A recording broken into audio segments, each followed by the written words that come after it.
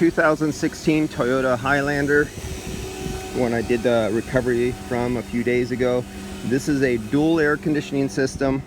So remember, when you're checking your air conditioning vent temperatures, don't forget to test your back vent temperatures. Just don't test the front and send the customer on their way, because you may have a return customer who's not very happy at you if there was a problem in the rear and you didn't address it. So don't forget the dual AC.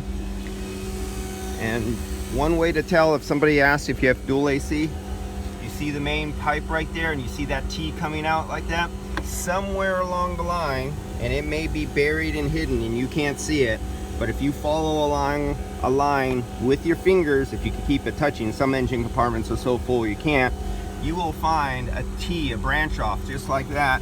Just like if you look down there at the liquid line, it's teeing off and branching off to the rear. So those things that you keep your eyes out for. If you ever have a sticker that says dual and it's really hidden and it's hard to find, you got to know the difference, because you can severely overcharge or severely undercharge if you don't know there's a difference. And if you ever got a car that was in a body shop accident and they don't have the sticker on there, or the sticker that shows you the options of with or without or different size engines, go look it up. This is how I get the majority of my cars referred to me after they've been to you and somebody didn't look up and RTFM, and maybe 1, 2, or 3 times been back to your shop and your guy couldn't take care of it, or the next guy couldn't. They end up with me, and then I look it up, I find a correct charge, I pull out somebody's charge, I weigh it and say, hey, dipshit didn't put the right charge in here because dipshit doesn't RTFM.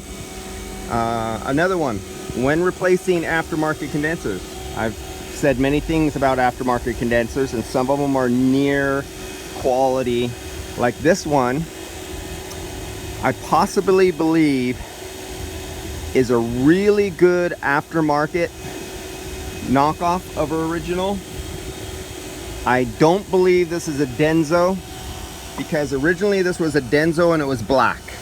The original, so that's one thing. When you close it up and you look through the grill, you see this big silver thing, where the original factory had a blackout package. It's all black, the whole vehicle's black, but yet now you're gonna have this shiny silver thing, you know, just blinding you in the face. When you look at the grill, all of a sudden there's this white thing looking back at you.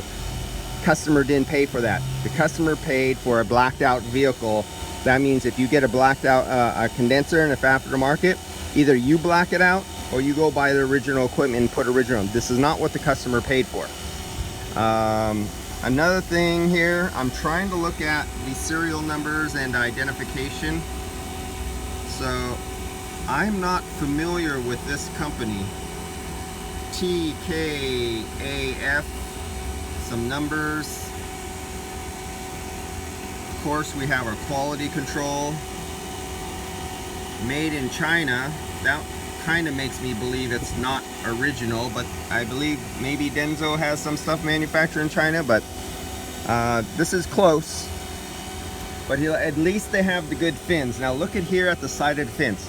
You have the fins, you have the cooling passages that go horizontally, you have the fins that go vertically, but even the fins have fins. And if you get a really bad knockoff cheap aftermarket, you look over here at the side. I'm going to take you to the side. Let's go way over here. Do you see inside there?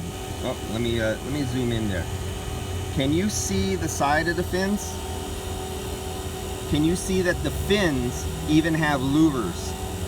The fins have fins. That's a good quality. A very disturbed. You don't want the air to go straight through the fins at a really rapid rate.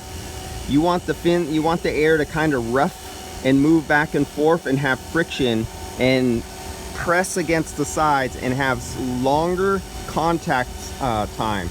So the fin is not a straight piece of metal. It actually has little louvers cut in it, just like on your house when you have those louvered shutters and they have louvers in them.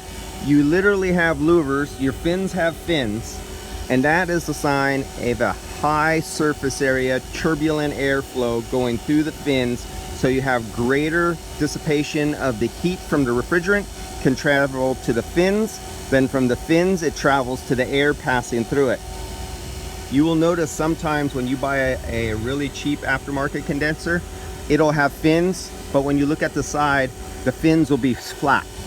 But the original had the louvered fins in it, or they tried to copy the louvered fins and they like made them ruffled, but they didn't have the machining to do this fine little cuts like this, because it's cheaper to do the flat ones or the ones that are just ruffled a little bit.